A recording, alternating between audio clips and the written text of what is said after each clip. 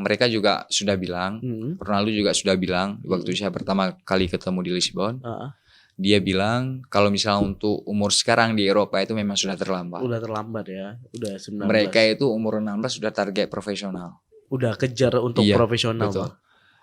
Kan di waktu itu saya umur 18 tahun, tapi saya latihannya itu di umur 17. Di waktu itu di Sporting itu di Under 17 itu ada Rafael Leao.